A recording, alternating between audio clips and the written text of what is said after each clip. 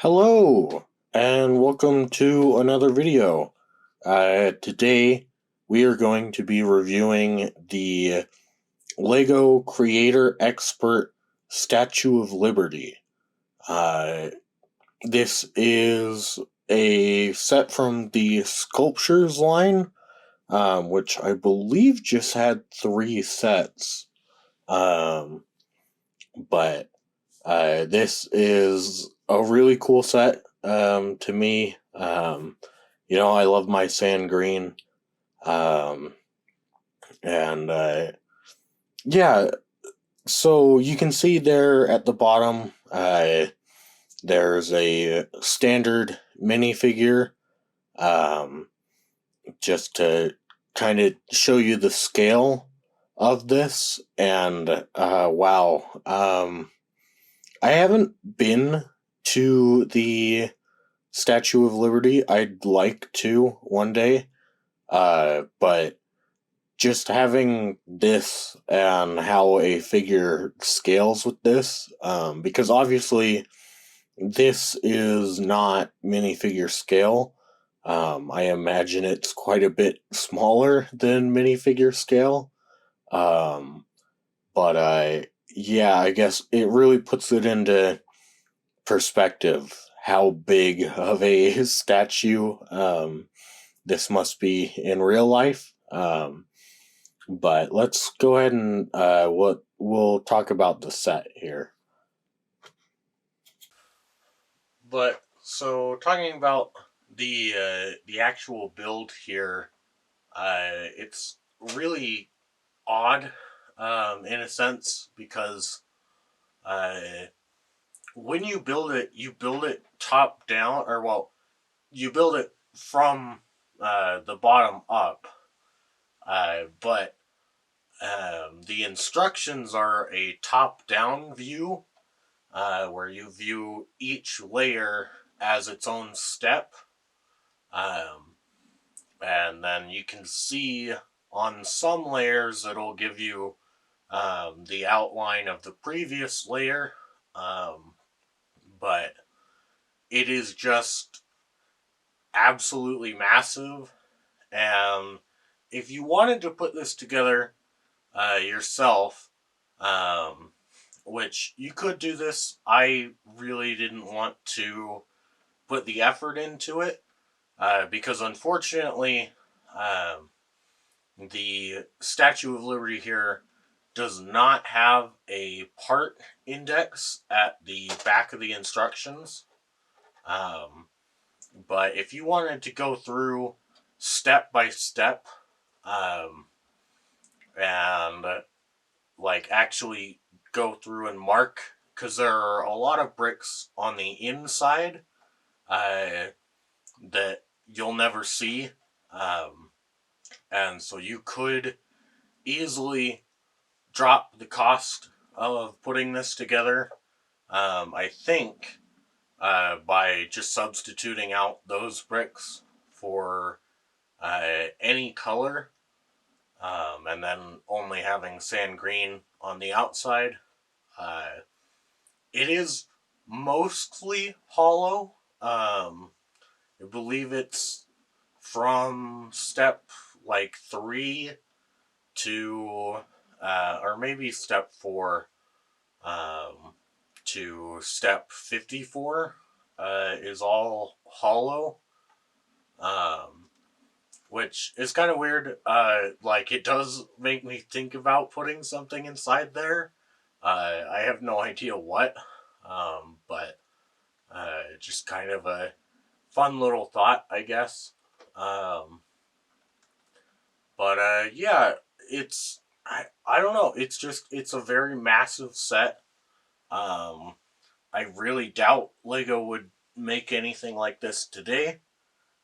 I really doubt Lego would make anything like this today. Just the sheer amount of solid brickwork. Like, I really doubt they'd be comfortable with giving people that many bricks, just solid bricks. Because I did find that up until probably right about here, this layer, um, like from probably here up until there, I was really struggling putting together the build. Not in that it was so complicated, but that it was extremely tedious. Um, it for me when I bought the set, the seller um, was nice enough to bag it all by part. Um, I have no idea how it would have been bagged originally. My guess would have been by part, but maybe it was like in different layers. But it was just kind of tedious to find all your parts and then put them all down and then do the next layer and the next and the next. Up up until right about this point, this layer here, because from there, the amount of bricks that you use is pretty much getting smaller every step. Um, and once you really start to see like the head take shape, and then the arm, I mean, that arm you can see take shape as you build it as well. Um, but it doesn't really compare to actually seeing the face come through. Um, and then the flame on the torch you build last, and that's done in yellow. Um, at the time, that was probably the best color that they could have picked out of their color palette that they had. Um, Now you probably would see Lego use pearl gold. And I don't know. I know that Lego nowadays, if they made this set, they definitely want to implement a whole bunch of curves and Technic pieces and um, like all sorts of building techniques that would probably make it a whole lot lighter than it is, because it is a heavy set. Um, but I don't know. There is some charm to the entirely brick statue. Um, and there are only 3 colors ever used throughout this set, which is sand green, um, light gray, which is also used for a couple of Technic pins that hold the nose on, and a Technic pin slash axle that holds the bottom of the torch on, which I believe is actually now considered an illegal building technique because it squeezes the end of the pin in there. But they used it at the time.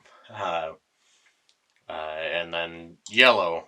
Um, but other than that, you don't have any other colors, which I am actually kind of curious. This might be the Lego set with the fewest colors. I'm not positive on that, but it certainly would be a contender.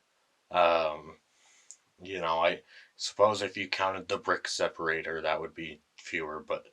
Um, but yeah, overall, it's just a really impressive set. Um, and I guess for scale, I'll move it around and I'll show you it next to the Daily Bugle set. Okay, so for reference,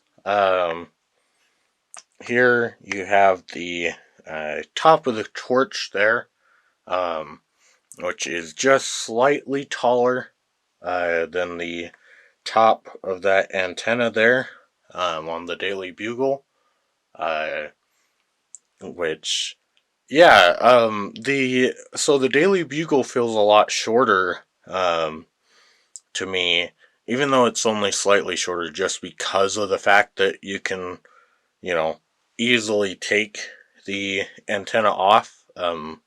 Like you'll still have the same like basic build here, pretty much.